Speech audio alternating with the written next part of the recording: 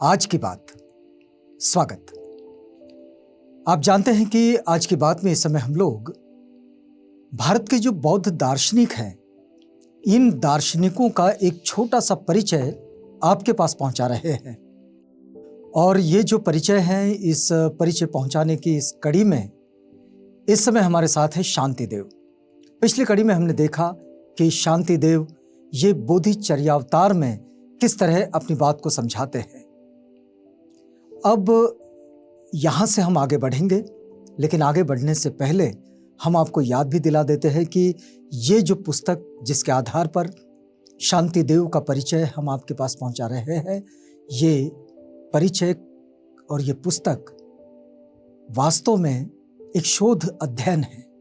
और ये शोध अध्ययन किया है प्रोफेसर डॉक्टर राजेंद्र प्रसाद शाक्य ने।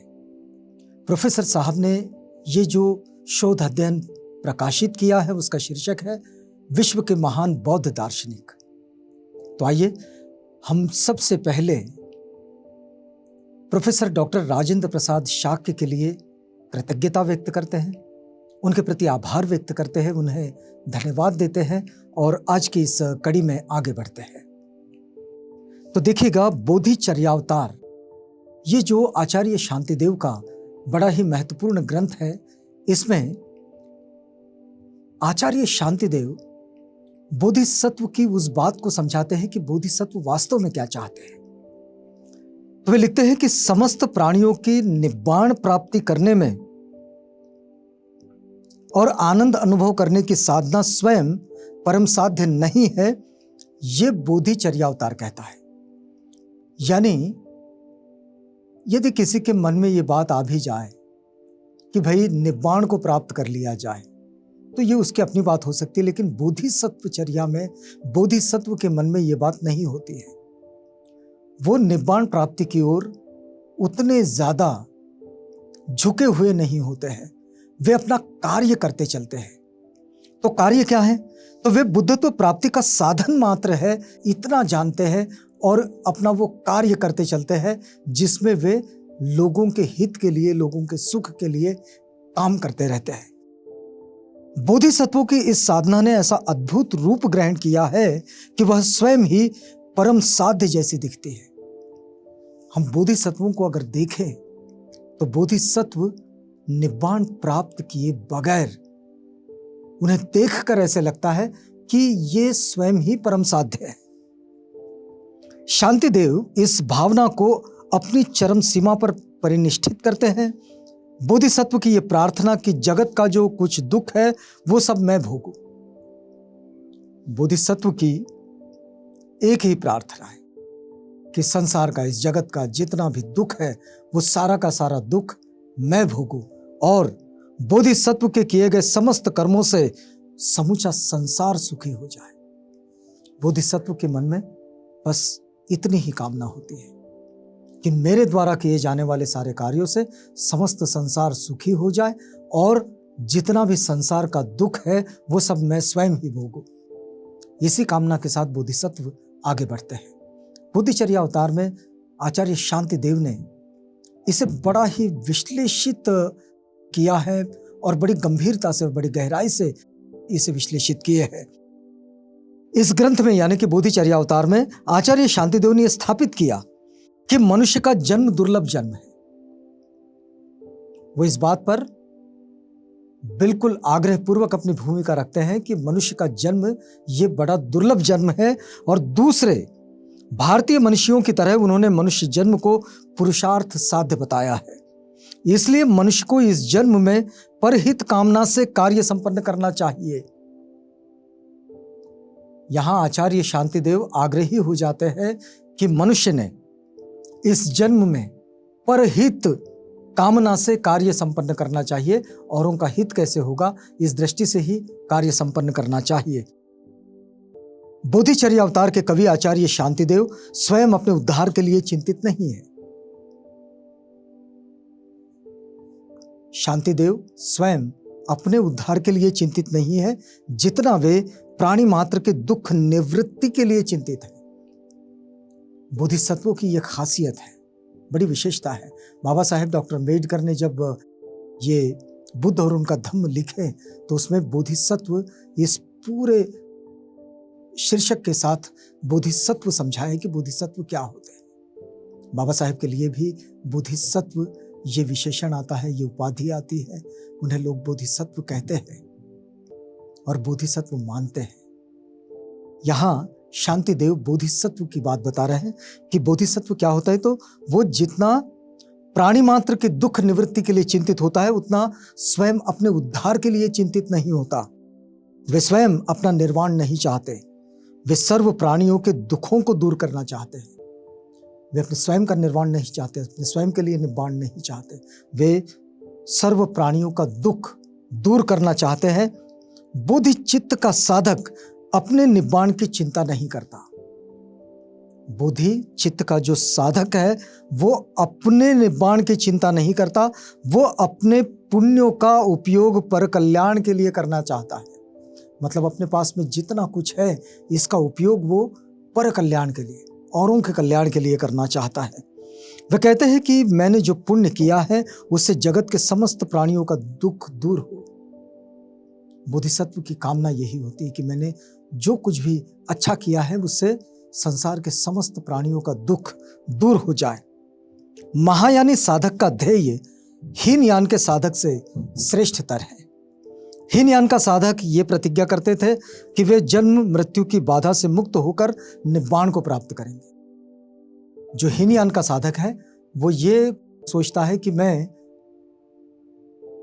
वो करूं जिससे जन्म मृत्यु की बाधा से निवृत्त हो जाऊं और सीधे मैं निब्बाण को प्राप्त कर लूं, ये वो सोचते हैं।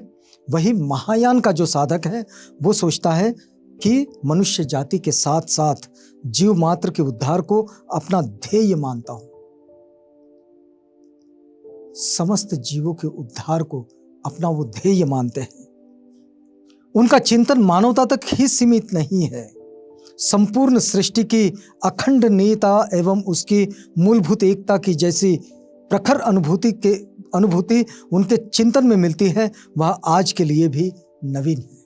महायानी विचारधारा के साथ बोधिसत्व जो आगे बढ़ता है तो बोधिसत्व केवल इस बात के लिए समर्पित भी होता है और चिंतित भी होता है कि उसका जो कुछ भी अच्छा कार्य है उससे इस संसार की जीव सृष्टि, मनुष्य प्राणी ये सुखी हो जाए, यानी कि दुखों से दूर हो जाए। यहां प्रोफेसर डॉक्टर राजेंद्र प्रसाद शाक्य लिखते हैं कि वे कहते हैं कि नाना प्रकार के अवयवों से युक्त होने पर भी जैसे हमारा शरीर एक और अभिन्न है, यह जगत भी उसी प्रकार अभिन्न है। हमारा यह संबंध शरीर जो है, संपूर्ण शरीर, ये अनेक अवयवों से युक्त है लेकिन फिर भी एक है। ये संसार भी बिल्कुल वैसा ही है कि यहाँ ये संसार भी बिल्कुल अभिन्न है। हाथ पैर के दुख जैसे हमारे लिए अलग अलग नहीं है, वैसे ही समस्त जगत में दुख सुख उसी प्रकार अलग अलग नहीं बल्कि एक है। शांति देव अपनी बात को यहां समझाते हुए और बताते हुए आगे बढ़ते हैं। अब वे कहते हैं कि जब अनंत प्राणों के साथ अपने प्राण का मिलन वैसा मिलन हो जैसा मिलन नदियों का समुद्र के साथ होता है, एक जीव का दूसरे जीव के साथ मिलन ऐसा हो जैसा कि नदियों का समुद्र के साथ मिलन होता है, और तभी अनंत जीवन की प्राप्ति होती है। जीवन बिल्कुल अनंत है और इस अनंत जीवन की प्राप्ति तभी होती है, अमरता अथवा निब्बाण प्राप्त करने में नहीं है। ये जो अनंत जीवन है ये निब्बाण प्राप्त करने में नहीं है। ये शांति देव कहते हैं कि हम एक जीव को दूसरे जीव के साथ इस तरह से घुल मिल कर चलें कि जैसे नदियां समुद्र में मिलती रहती हैं। मोह से कहीं श्रेष्ठकर ध्येय अपने सहबंधुओं के कष्ट का निवारण है। बड़ी महत्वपूर्ण बात कहते हैं शांति देव। वे कहते हैं कि मोह से कई श्रेयस्कर है, कई गुना अच्छा है वो ध्येय जो अपने सहबंधुओं के कष्ट का निवारण करता है। और इसका प्रवचन करते हुए शांतिदेव का एक विचार है। तो शांतिदेव कहते हैं कि जीव जब दुख से मुक्त होते हैं, शांतिदेव लिखते हैं कि जीव जब दुख से मुक्त होते हैं तब उससे बोधिसत्व के हृदय में जो आनंद का समुद्र उमड़ पड़ता है।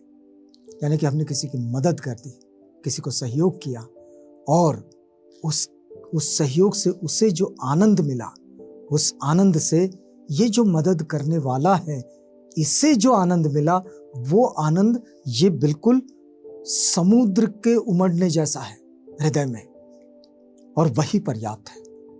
रसहीन मोक्ष से कोई प्रयोजन नहीं। अनंत आकाश में स्थित जितने जीव हैं, जब तक वे मुक्ति नहीं पा लेते तब तक मैं उनकी इसी प्रकार सेवा करता रहूंगा। आचार्य शांतिदेव कहते हैं कि जब तक अनंत आकाश में जितने भी जीव हैं, वे जब तक मुक्ति नहीं पा लेते तब तक मैं उनकी इसी प्रकार सेवा करता रहूंगा। और ये होती है वास्तव में बोधिसत्वों की प्रतिज्ञा। इतना ही नहीं, वह परिनिर्वाण अभिमुख बुद्धों से हाथ जोड़कर प्रार्थना करते हैं। परिनिर्वाण अभिमुख जो बुद्ध हैं उनसे हाथ जोड़कर वे प्रार्थना करते हैं कि वे निब्बाण प्राप्त करने में जल्दी ना करें, अनंत कालों तक ठहरे ताकि संसार में अंधेरा समाप्त हो जाए। कहते हैं कि इस संसार से आप जैसे अच्छे लोगों ने इतने जल्दी जाने की जरूरत नहीं है, निब्बाण को प्राप्त ना करें।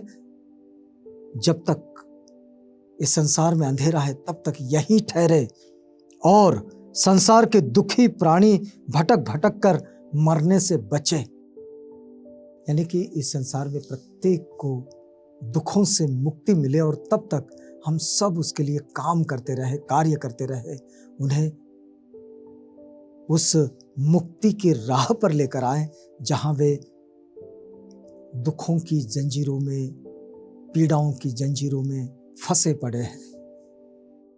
यह उदात्त और उत्कट प्राणी मात्र के लिए कल्याणकारी भावना है, जिसमें कोई दुखी न रहे, रोगी न रहे, पापी न रहे, हीन न हो, पराभूत न हो, दुर्भावना न हो, सदा अंधे रूप देखें, बहरे सुने, माया देवी की भांति बिना व्यवस्था के स्त्रियां प्रसव करें, वस्त्र भोजन पेय माला गंध आभूषण तथा हितकर सब मनोरथ सबके पूर्ण हो, रोगी निरोग हो, सभी सब बंधनों से मुक्त हो, दुर्बल बलवान हो और मन से एक दूसरे के प्रेमी हो। बोधिचर्या अवतार में ऐसी सर्वोदयी मंगल भावना शांतिदेव की है। शांतिदेव अपने बोधिचर्या अवतार में इस तरह की मंगल भावना व्यक्त करते हैं। उनमें प्राणियों के दुख निवृत्ति की उदार चिंता है। उनकी श्रद्धा एवं भक्ति मनुष्य के दुख दूर हो जाए तो कोई आश्चर्य की बात नहीं। ऐसी उनकी भक्ति और ऐसी उनकी श्रद्धा है कि जिससे मनुष्य के दुख दूर हो जाए तो ये कोई आश्चर्य की बात नहीं। शांतिदेव इसी भावना के साथ बोधिचर्या अवतार में अपने अनुभवों को साझा करते हैं और बोधिसत्व की वास्तविक स्थिति को समझाते हैं। तो आज की कड़ी में हम लोग यहाँ रुकेंगे क्योंकि अब ये वक्त पूरा होता है। अगली कड़ी में आपसे मिलेंगे तो शांतिदेव की जो उनके अनुभवों का ये जो जखीरा है ये आपके पास पुनः खोलेंगे, क्योंकि शांतिदेव ने बोधिचर्या अवतार में बड़ी विशिष्ट बातें लिखी है और बोधिसत्वों की जो जीवनचर्या है उस जीवनचर्या को बहुत अच्छे तरीके से विश्लेषित किए हैं। तो यहाँ रुकते हैं, हमें इजाजत दीजिएगा।